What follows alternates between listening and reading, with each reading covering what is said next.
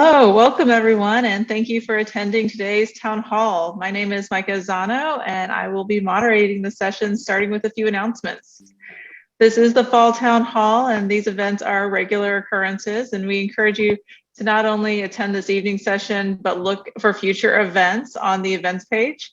We will post the event link to the events page in the chat, so please bookmark that page and refer to it often for information and also how to register for future events. Only the presenters and moderators of this session have their microphones unmuted. So we are asking that if you have any questions to please post them in the forum, and we will get to as many questions as we can. Any questions we don't answer during today's session, we will be answering in a follow-up FAQs doc, so please watch for that as well. Many of the questions were submitted ahead of time, and we will be answering those first. Again, we'll get to as many as we can, but any that aren't answered will be in that FAQ follow-up document. And if you're experiencing any technical difficulties, please also use that the function at the bottom of the screen for the Q&A to provide good assistance as well. We have a large audience, so we ask your patience with response to any technical issues. And for that, actually kind of brings us to the close of my housekeeping items. And so with that, I would like to introduce Amputee Coalition's President and CEO, John Register.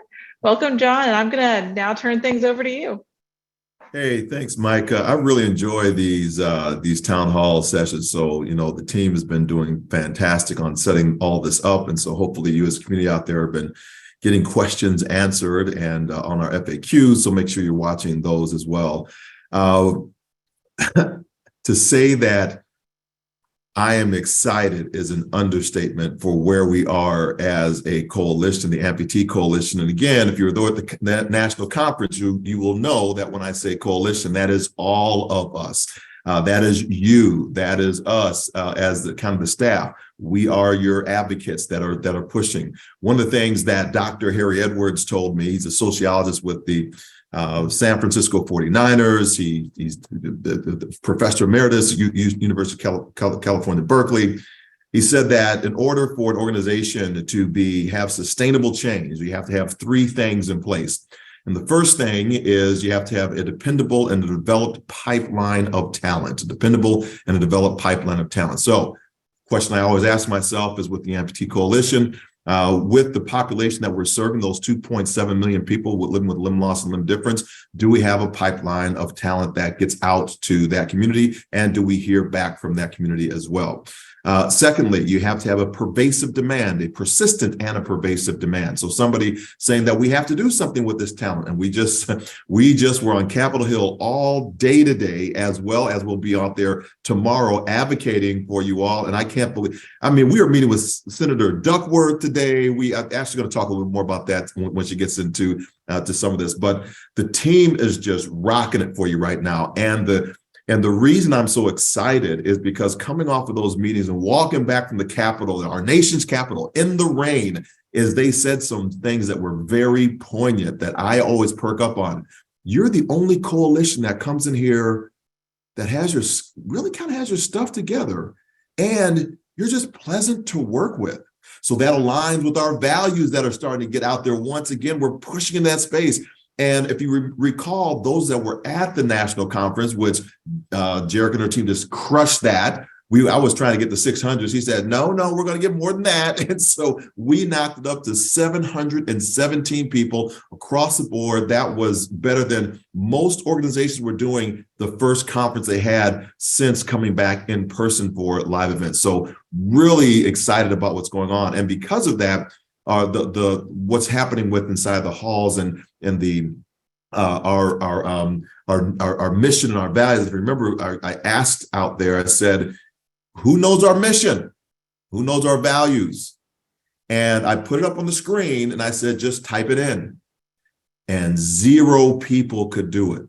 So that was a major concern to me that, all the community that we have out there, no one could articulate the mission and values. So when we talk about this for tonight and we see what's going to happen this evening, think about it from that standpoint of what you do as a coalition yourself. What am I doing? And when we look at the individuals, it's so easy to cast out oftentimes when we've gone through our own experiences with disability and acquiring an amputation or living with limb difference and then figuring out that somebody treats you different because you're living with limb difference, those are other people opinions of how we should act or how we should show up based on what they believe they could or could not do if they were in our situation.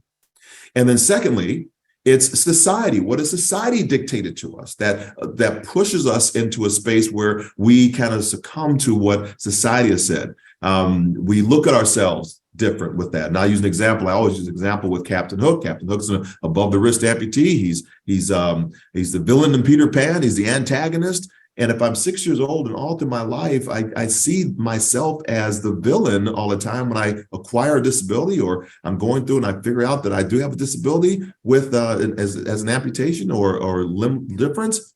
How do I see myself? And how do I jump out from that space to get to the other side of what I call this rebirth, to just explode on the other side? And we are exploding right now. We are elevating right now to where we need to be. And so that's why I am excited. Okay, I'm going to be getting this off track because of all the great work that's been happening today. So I'll get back into some of the things. We had a great, I don't know if you saw the great work of Ana Maria Gutierrez, the In Motion articles that had come out from our comms team. Just if you didn't see that article of the articles there, please go back and read it. We really want to make sure that you are honing in on the language that we're using and the consistent communication that we're having across the board. If you hear something that's going on, it's done with intent. We want to make sure that we have a one voice that is out there. That's why Capitol Hill right now is saying, we like you all. You all speak with one voice. It's powerful. And so we have to come together. I don't think we're there yet. I wouldn't say we're there yet, but we're getting there. And it starts with us, staff. And now we're going to move to our board of directors as well, because I think we have some work to do from the CEO spot on some of our visioning, our missioning, and our values. So we're going to get that work done at the end part of November, first part of December. We are working exceptionally hard for the 2.7 million people living with limb loss and difference. Everyone on this call, you're the ones going to help us get to what I want. I want 10% of the population. That's what I want. We are hovering right now, maybe at about 80,000 folks that we are reaching, depending on how you count it, either 40,000 or 80,000, however you want to count the numbers. But it's nowhere near the impact that we have. And if you think that only, 20, 21, 22 people in this office right here can do that work, you're sadly mistaken. We need all of you to be part of that coalition. So tonight, we're going to discuss the Ambassador and Community Champions Program, the Youth Engagement Program for 2023. The National Conference is coming up. Hope you're registered for it because early birds open already. Get your ticket. Come on, we're going to hit the dance floor. And other amputee coalition programs, as well as where we are as an organization. Our next study on our next advancement on the AAA study, we had some updates for that coming on and where we are. We got some exciting news on that today, just today, fresh off the press. So we're really excited about that.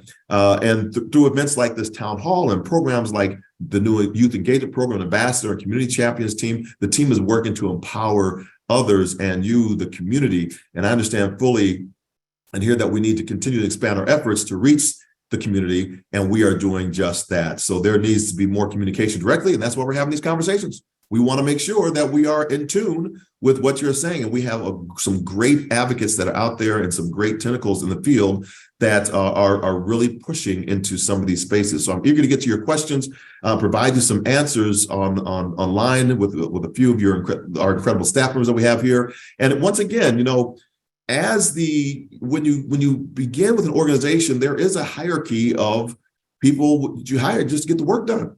And we have an incredible staff that is working for you. And that's the other reason I'm so excited, because this group right here that you're seeing, they are locked hard, charging, working for this community. So that's the other reason I'm excited. So what do I do as a CEO? I let people do their work. I knock stuff down for them, and I get out their way to make it happen for you, all of you. And so that's what they're doing. So when we go back to our moderator, Micah, she asked me a question. I don't got to be in the weeds on it, because we have people that are working for you that are getting it done every single day. And we're going to let them come forward, and so that you can actually meet them and hear their voices and their passion of how they're actually doing that. So Micah, let's get to some questions. Thanks, John. And so we had some questions come in advance. Like I said, if you have questions, you can post them. We'll get to as many as we can. Other questions will be answered in the follow-up FAQ docs to make sure we're giving you the most accurate and up-to-date information. So one of our first questions that came in was about some of the transition that happened earlier in the year, and there was a number of open positions. So John, can you give an update on that and then pass it to the staff to fill in any blanks there? Absolutely. Well, that's a great question because that's why I kind of got in the seat. We had more members on the board of directors than we actually had working as staff for all of you all. Can you imagine that? We had more board members than staff that was working for you. So yes, we had a lot of open positions. I think we have 29, if I'm not mistaken, on as the grand total that we're looking for. We had 13, I think, when I took over in June, on staff that was trying to run the ACL grant, a national conference, the youth camp, a supplemental, a carryover, and all that had to get done within inside of 3 months. So now you know who you're going to get on your team when you're down and low. You know who's going to step into the trenches and really start getting work done. Not talk about it, but be about it. And so you have to begin to see who's going to be about it. And what you see before you are people that are being about it. Everyone is a rock star. But Alicia, don't let me get into trouble because I don't want to get too down deep in the weeds. So please, Dr. Strada, help us with the numbers and answering this question. So thank you, John. And so just a little slight correction to that. At June 30th, we actually had 15 full-time employees. And at that time, we had about 10 openings, right? Fast forward, as of today, we have 22 employees. You can tell the work we've been doing, and we have 8 openings. But see, some of those openings were readjusted for some new positions. And then we have about 3 to 5 new employees probably coming on board within the next, I would say, 30 days. And so we have been, the HR team, we wear many hats, but we have been very strategic in onboarding new staff. And let me just give a little more context to that. People with skills, people who have talent, people who have shown a demonstration of the ability, people who can add to the culture and not just fit. And so everyone can kind of see that we have made huge impact in hiring a strong team for the Amputee Coalition. Thanks, Dr. Strada. One of the things that I'll kind of continue to move on in this is when we're talking about hiring, it's just not a warm body to fill a seat. We are really looking for, as she said, who fits and aligns with the culture that we are building that's going to impact the 2.7 million individuals out there. And that's not everybody's necessarily is a fit that we interview. And so we want to make sure that we're hiring the right person for the job, and those that we want to, because we want a growth trajectory for them inside of the organization as we try to understand our organization and our direction of where we're going to as we work through that as well. And so that's what I would offer as on that as well. So Micah, is there another one? Of course. So thank you, John and Dr. Strada. We did have another question that came in about the programs and communications. And so really quick, John, let's jump first into the youth engagement program. Can you talk about that, what it is, timeline, and just give everyone a little bit more information there? So one of the things when we talked about this kind of relates to the last question a little bit is there was an adjustment that was made because we're so short staffed. We had to begin aligning people with skill sets that could actually get work done in specific areas. And if you ever read, because public knowledge information, so you can go read the document, the Assisted Community Living Grant, the ACL grant that we're underneath. You will see all throughout that grant is youth programs. And we were only doing one camp, but document was we have to be doing more than just one camp. So in previous times, because we're only doing the one thing, we were counting that as what we should have been doing against the ACL. We are building out a strategic program right now. And there's a skill set, I'll go back to Dr. Alicia Straughter again, that she has in building out this kind of camp. And that's why we were able to get NFL players there. We got Ezra Freck there. We got some other folks. And now we're starting to get major sponsors for the youth camp that's coming up. And I'm excited because one of the participants at the youth camp last year, I think it's last year, this year in August, came up, sat next to me and said, I want to be the Amputee Coalition president. I said, well, you sit right here, buddy. and it was great to have that dialogue with the future of the organization. Because if we, and this is for all of us, all y'all out there, all of us in here, if we are not building for a replacement for the job that we have right now, we are doing a disservice to the job that we are in. And so we always have to be looking for who's going to be our replacement. How are we training them up? When I was in Dubai a couple times, they trained their CEO's executive staff down 3 levels for 3 people. So they always have a succession command, because the third thing that Dr. Harry Edwards says in sustainable change is that the organization that's being impressed upon the change actually has to want to change. Yes. And so if we are in a stalwart and we don't want to change, then we are going to have a quota system. We're going to put the wrong people in. We're going to show up not in the right way. If we have sustainability, we'll have all 3 of those things: a dependable developed pipeline, a pervasive demand, and an organization that's impressed upon the change, actually wanted to change. And that's what we're doing right now. We are in that change mindset process. All right, did that answer the question? Or did I get off on a tangent? Yeah, at this time, I'm going to open it up to anyone else that wants to jump in and talk a little bit about, continue the conversation about the youth engagement program, and what kind of the timeline that we can expect there coming into this next year. Yeah, great. I will, I can't be no more happier than John. And, sometimes the team sees it in me, right? And so, to get to this part it's like joy for me. So I'll give a little more context to everyone listening. John mentioned the ACL. And so we had a team meeting, and one of the roles of that prior for that meeting was for us to read the ACL. And so I really just read through what mattered. And for me was how much impact that we needed to do for the youth, and just pulled it together and created a youth engagement program, pulled everything out of the grant that we should be doing, and structured in a way that we can make the most impact. Number 2 was who's our future, right? And so it's our youth. And then from that point is strategizing. For me, I have to strategize how to get things done. How can we get this moving versus sitting saying, what do we do next? And so I kind of moved kind of quickly on things and putting people in place. Did a little research and said, well, okay, we have a program, where the numbers are. Who are we actually really trying to reach? What does that look like? John talked a lot about the 2.7 million. But so what I had to find out is between 25,000 and 70,000 youth living with limb loss or limb difference. And so for the goal for me is, yes, I want to get all 70,000. If I get 20,000, I'm happy. If I get 10, I'm still happy, because it's more than what we have in our database.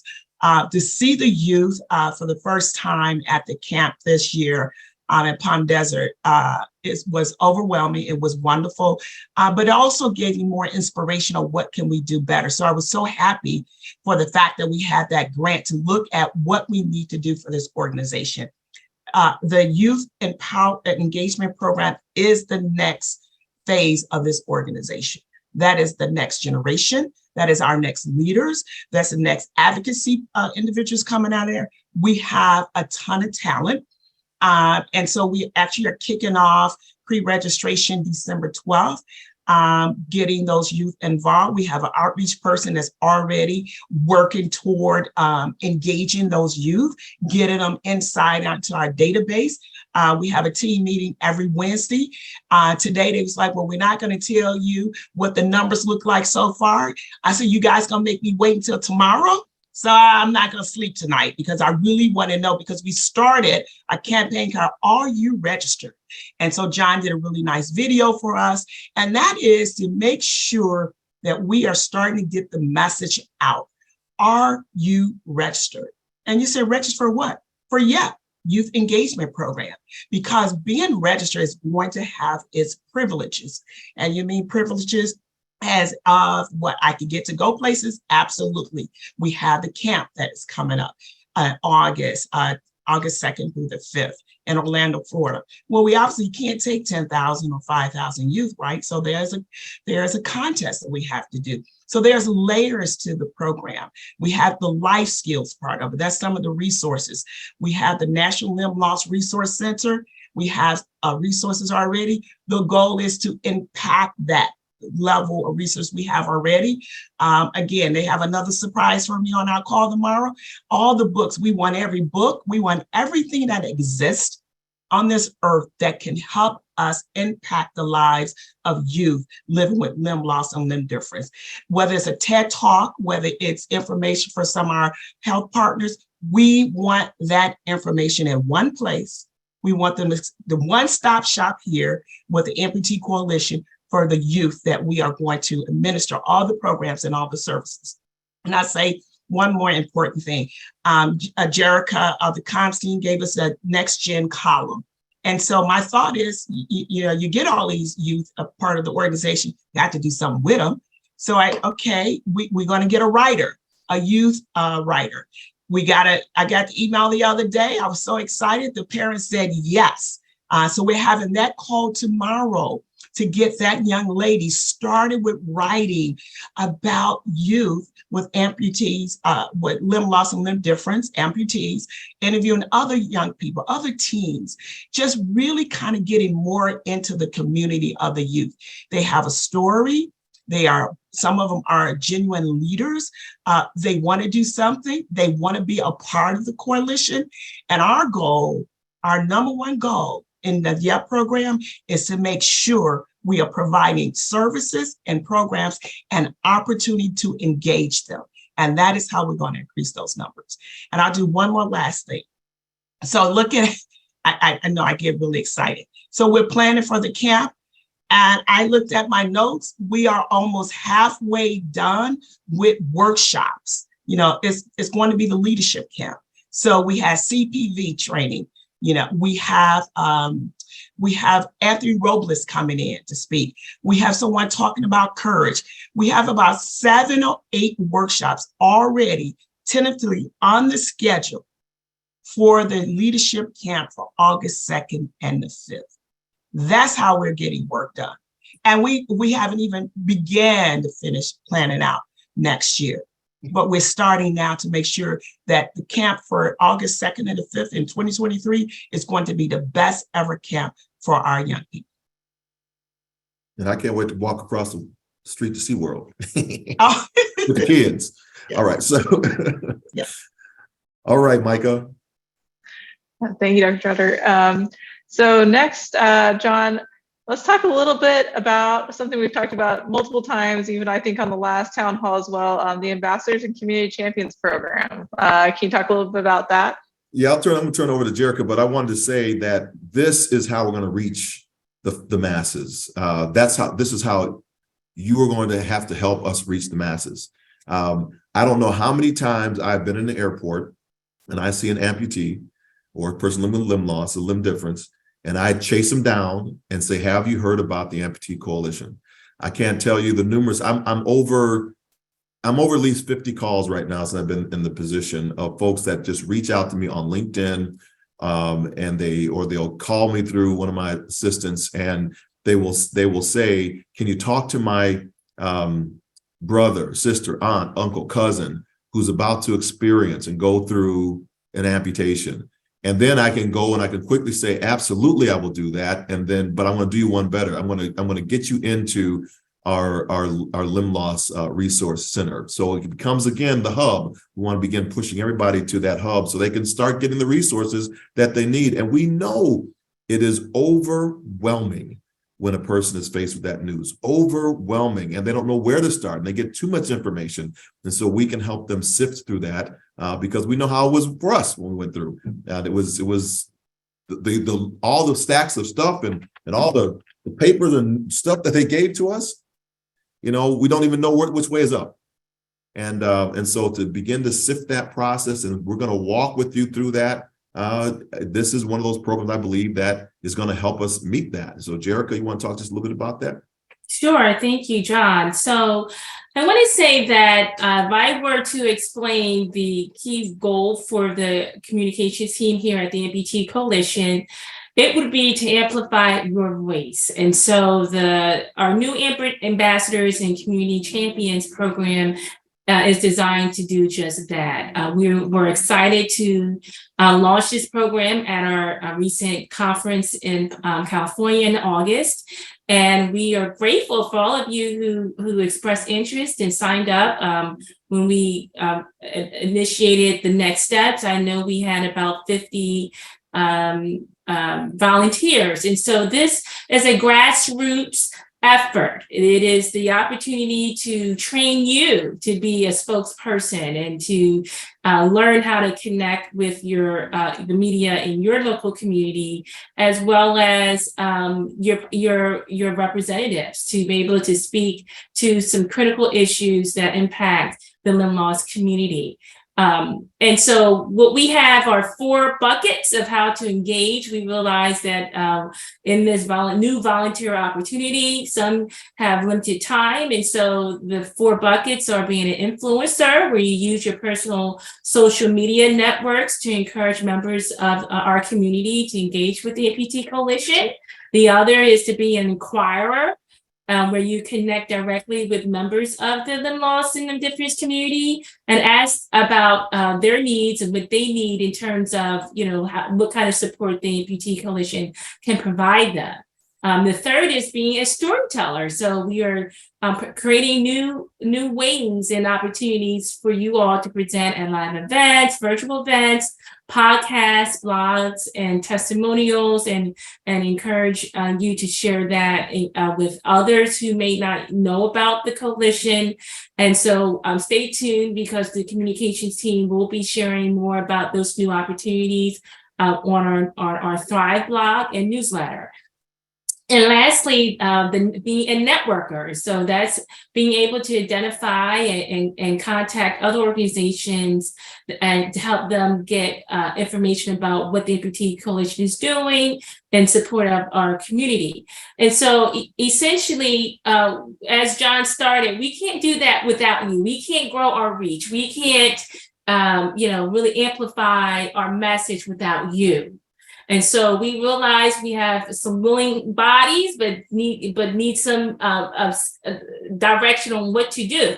So this is the new initiative for you. If you're in that situation, join the Ambassadors and Community Champions program, become a volunteer, select what level of volunteer you want to be, and stay tuned. We just did a kickoff webinar, and that information is available on our blog. And stay tuned and sign up, and we'll be reaching out to you, inviting you to future meetings to get you ready and, most importantly, empowered to speak on what you need and on behalf of the community. Thanks, John. Absolutely. Thank you, Jerrica, for that update. And just one of the rock stars continues to shine for us and everybody else. So that's here as well. So I just really appreciate all the work that you're doing. Just want to call that out. Mike, I wanted to just, Ashley's here, and we are haggard because we have been in the trenches today, and it was so amazing walking the halls of our nation's capital again. I hadn't been here for, since before the pandemic happened, and advocating on Capitol Hill, but the energy was just spot on, overwhelming. People were just so gracious, and they were asking intelligent questions, which means I know that they're engaged with what we're trying to say. So we met with Senator Casey today. We met with Senator Young, Senator McConnell, Senator Duckworth's offices, and then we have one more too. I can't remember. Senator Blackburn. Senator Blackburn, thank you. So we're all walking in the rain back and forth. It was just so good to see that energy. But I wanted Ashlie to just jump in here and just talk a little bit about the AAA study. Most of you may have known about that and the exciting news that we just got on it today. So go ahead, Ashlie. So it is exciting news. And I know you all are familiar with the AAA Study Act, which was the legislation that where the study was defined, what the needs of the community were defined for the study. The study itself was actually a response, the initiation of the study with the Government Accountability Office, the GAO. That office is doing this study because our champions in Congress sent a letter requesting that this study be done. So we did go the legislative route as an organization, but ultimately they're going to do the study even though that piece of legislation hasn't passed. So they responded to Senator Duckworth, Senator Blackburn, Congressman Guthrie, and Congressman Butterfield, their request to initiate this study. So they have a call, the 4 offices, which is a rare thing for 2 Senate, bipartisan offices on the Senate side and the House side to get on a call together with the Government Accountability Office. So they have this call set up for this coming Friday, in which they will lay out the full timeline associated with this study. So we'll be learning a lot more on Friday about what that looks like, what the timeline is going to look like, how the pieces and parts of data will all come together. But I think what's most important for you all in the community to remember is that this study is to learn more about the healthcare access landscape that you all are working in. So imagine that if we knew what it was like, what the differences were for people who access prosthetic technology or assistive devices through the VA versus what it's like for someone that is going through Medicare. And we had all of this information that we could provide and utilize to build programs to support you all in the community. That's what we're talking about. That's what this data is going to give us. It's going to give us the ability to really hone in on our programs and make sure that they're delivering for you all. So it's going to be incredibly powerful data. Our hope is that our champions will continue to push the GAO. That's why it's so important for us to keep meeting with members of Congress so that they have our backs and they keep pushing so the study gets done, and that we can start looking at other legislative initiatives associated with what we learned through that study. Anything else to add? Yeah, John, about the meeting. I was just so encouraged today, and just to hear people speaking back to us, and I'll reiterate it again, that you all are pleasant to work with. And so that means to me that they're going to work with us more than, even though they have to work with others as well, but it's a lot easier to work with someone who is pleasant to you than, to work for someone that's always throwing stones and rotten apples and stuff. So we want to make sure that we are still being pleasant. And I think that was an underlying theme that was today. So thank you for that. And as we continue to push forward with all our legislative stuff, that's going to help us as we move back to, tying it all together, events that we have, because we want to make sure that when we get to our events like the national conference, we want to be able to loop that back in for the population that's already out there to help them do their work better. So it all works in concert with each other. So Mike, I'd like to go to Jerrica right now to talk a little bit about what just opened up, the national conference that is going to happen next August. I can't wait. I was at the hotel. I got treated so well. And so they're happy for all of us to come. So go ahead, Jerrica, talk a little about the national conference for us. Thank you, John. So I would like to say I'm so excited that our event planning is back on track.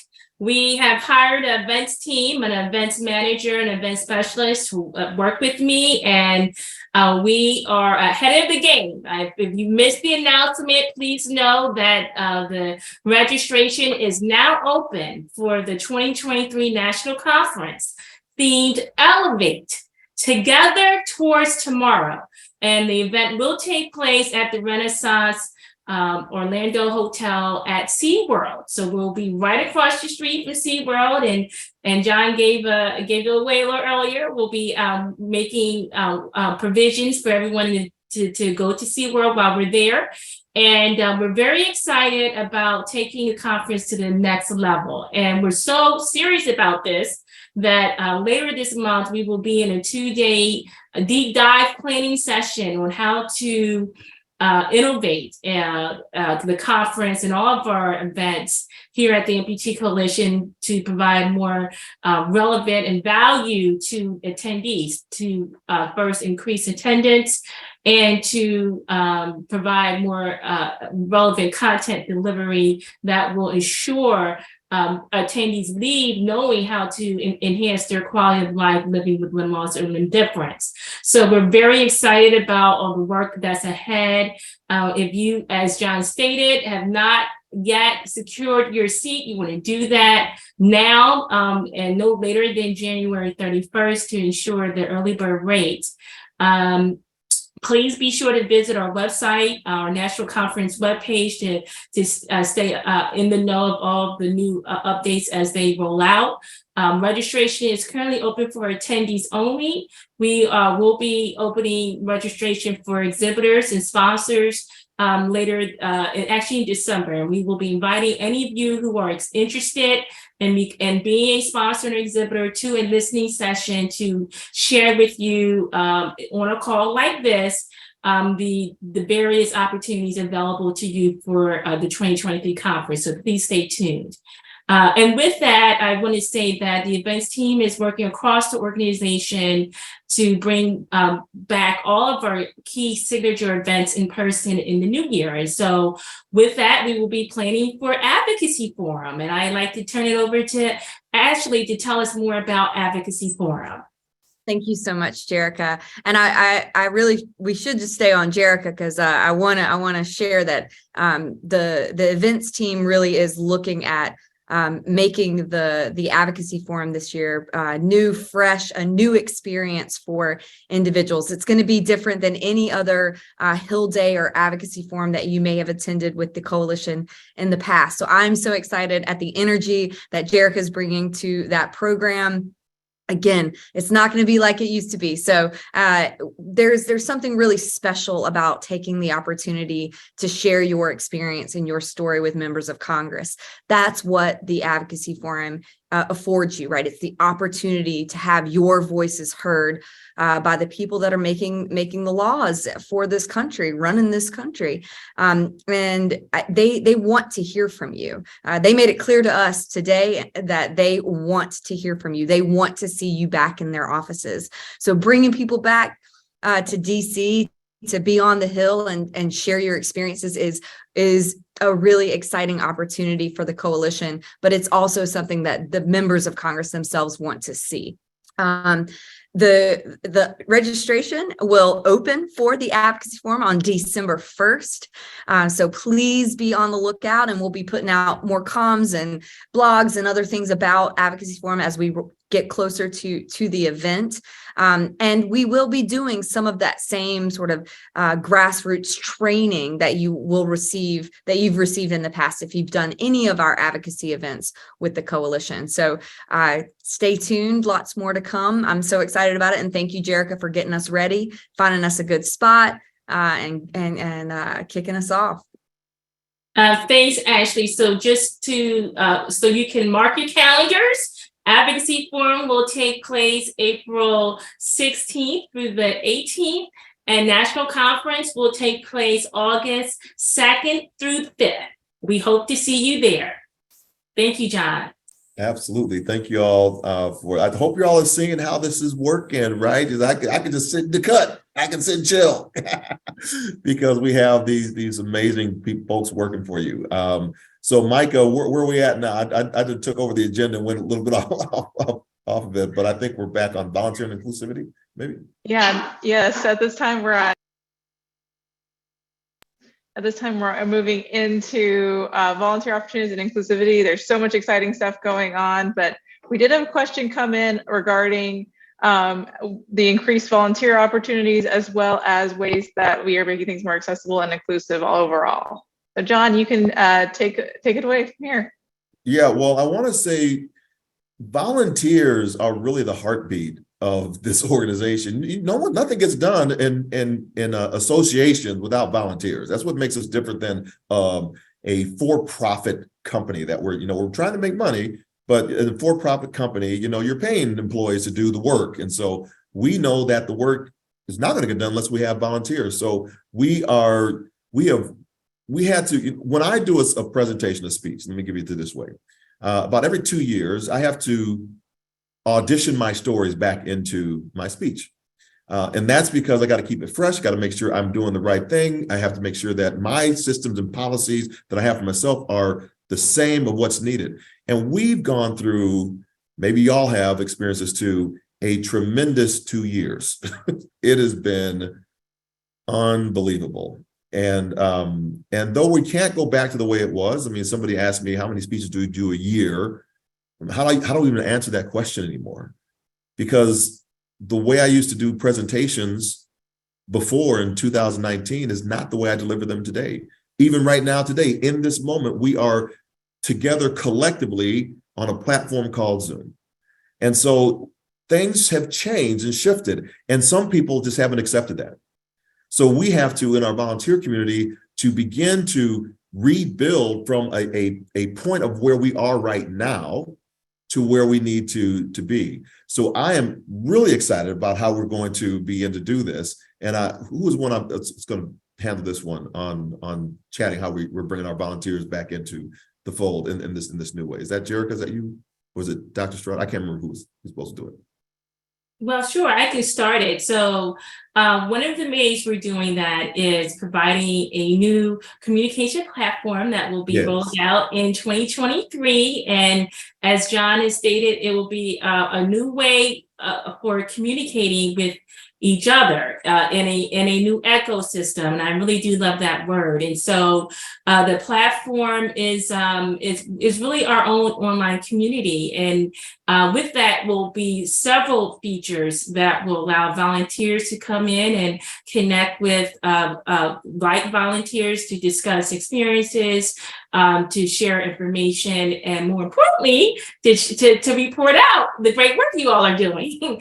And in addition, we'll be having a mentoring opportunity for any of you who want to connect with others who are learning the path that you've already walked. We also will be providing through this new system, a learning management platform where you'll be able to attend virtual events in between the in-person events. We'll have a youth engagement section, all for the amputee youth to go in and be in their own world and connect. And then we'll be having more, I want to say, directories, meaning giving you more tools how to connect with one another. And we're really excited about the online community piece where we can keep the conversation going all day, every day, but on the critical issues impacting our community and how we can pull together and address those issues. And so we'll be announcing that in the new year. And along with that, we'll be rolling out a new mobile app for the entire organization and our offerings. And so it is a huge lift, and everyone on this call is contributing in a large way. And when the product is finished, we'll be excited to share with you and invite you to beta test it and share your feedback as we're on a path of continual improvement. And so this is an opportunity that allows you to have your voice heard within the Amputee Coalition ongoing, right? So we want to move from just a one-way communication and open it up where there's multiple ways of you all connecting with one another in a safe space with the leadership and the staff. And then more importantly, broadening the community. We're going to be seeing if we can connect with IOPA and bring some of the medical providers into this platform that provide you some Q&A with them directly. So there's ample amount of opportunities in this new rollout. And so we've just given you a sneak peek, and just stay tuned for how you can create your profile, get logged in, and get going. Thank you, John. Thank you, Jerrica. Yeah, Jerrica, I want to stay on this topic for just one more second. We did have a question come in about some of the language inclusivity on the platform. So I was hoping that you could talk about how Amputee Coalition is addressing that across their different platforms. So we want to I want to celebrate our IT team who's on the ball and has done an internal assessment and discovered how to make our web presence more accessible to anyone with disabilities. And so we now have a new accessibility feature. So please visit our website if you have not in a while. There's an icon in the bottom right corner of the page on all the pages. If you click on that, you'll have all the standard according to ADA regulations features there for you, as well as the opportunity to select the language that you speak and read, and it will convert the website into that language. So that includes Spanish and all the other languages that are common, so that you can engage with our content and share it also. So we're really excited about that new feature, and we've shared that with ACL. They're very excited, and so please spread the word and try it out. Let us know what you think about it. Thank you. Thanks so much, Jerrica. We're down to kind of the last 10 minutes here, John. We did get a number of questions that were very specific to individuals. And while we can't go into those details, I did want you to talk a little bit about where people can find the available resources and support to help them answer some of these questions. Sure. I think that, the support is, I'm going to always go to our Limb Loss Resource Center, first. That's the first place that we want to make sure we're driving folks to, and we're going to with those types of questions. And I'll go out to I'll just have to keep going to comms team on how we're communicating with those questions that continue. On how do I get engaged? How do the one-stop shop? I'm going to keep on reiterating it. We're going to, until we get this other amazing platform in place, we're going to the Limb Loss Resource Center, and that's not going away at all. That is, we are lock and step committed on that. That's what makes us different than everybody else that's kind of out there. But at the same time, when you have those questions and you are looking for the resource information, we're going to send you to the same place that you need to send everybody else to as well. So there's no differentiator. So I'll just have Jerrica answer that question a little bit more thoroughly. Yes, thank you, John. And Ashlie can also speak to this, since she works directly with the National Limb Loss Resource Center. And I want to just be very frank. We have done an assessment. We found gaps, and we are working to close these gaps. And so, namely, we're working to make the process of accessing and requesting materials from the resource center more efficient. And so we've been on calls with some of our vendors, and we are improving that process. And essentially, we're getting ready to elevate our message to a higher level than ever before. And I don't want to give that away. You have to wait till the new year. But once we start operating on that level, we must ensure that our toll-free number works well, and the ordering and the requesting of materials is seamless. And so we are in the process of elevating that work. And I'll turn it over to Ashlie if you want to add to that. But it's just a know that, as John said, we're building, even in the resource center, a central hub where you can be able to access all the materials produced across the organization. Yeah, and I want to thank Jerrica for helping us navigate the challenges that are associated with distribution. So distribution, what might have seemed really easy and seamless before COVID really slapped everybody in the face, not just the Amputee Coalition, but a lot of organizations that found it hard to get materials out to members of their communities. And we have really done a deep assessment on where the shortcomings are, but not just on distribution. We've also looked at the resources that we have available, resources that are dated, resources that don't represent you all in the community, resources that are not inclusive, and recognizing that we've got to make some updates to those resources, updates to the videos that are available through the PALS program, updates to the the specific level of amputation materials that we provide to the community. Resources like Dr. Strouder mentioned earlier that are more geared towards our youth living with limb loss and limb difference. And so we see the need and we are responding to it. We have a process in place to review new guides. We've got our scientific and medical advisory committee back in action. And so all of the pieces are falling in place, and it will take us time. But I'm just so thankful to be on this team that is willing to dig in and find where those gaps exist and address those with action. So we're working on it. We're working for you. And please don't hesitate to tell us where you think those gaps exist, because this information is created to make sure that you have the resources you need to thrive. So don't hesitate to let us know what we should be creating. Excellent. Thank you all. So lots of exciting stuff going on, everyone.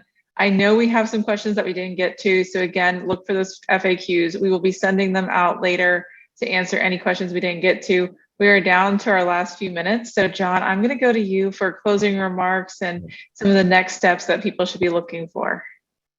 Well, thanks, Micah, and always thank you for helping us put these together. Your team does a great job, and another one of our coalition, collaborations that we have, so that we can talk to our community better, because everyone else, as you can see, or you probably heard, super uber busy on the stuff that they have on their plates. And so to partner with other, fantastic groups really does help us get the work done that needs to happen. And we can't do this, I reiterate it again, without you. You are the community. You are the ones that we are pushing and working for. And so we need your voice at the table, and we are listening to your voice at the table. And we can't elevate this community without each one of you and your voice. So engage for, like we said earlier, to the 2023 National Conference. That's where we're going to have our forum again. And I would say get there early, because I think this one, because of the success we had last year, I think we might be pushing a sold out situation. So you all that are on right now, make sure buy your tickets before January 31st. Don't come to me on June saying, but you said at that meeting on 11/15/2022, I said get your ticket. That's what I said, get your ticket. Join the Ambassador and Community Champions Program. The 4 areas that Jerrica mentioned, those are all areas in which you can engage with. Spread the word about the new youth engagement program. If you know any youth that are out there, make sure they're pushing on that. And with that, I will say, as I always do, to go forth and inspire your world, because go is your command, forth is your direction, inspire is your vocation, your because only you can do this work, and world because it's in your sphere of influence. Have a great night, everybody. Back over to you, Micah. Thanks, everyone. We're going to close down for tonight. Well, we have been capturing your questions. I do encourage you to go to the events page and watch for the next town hall. We hope you can join us then. Have a good night, everyone, and thank you to all of our presenters tonight.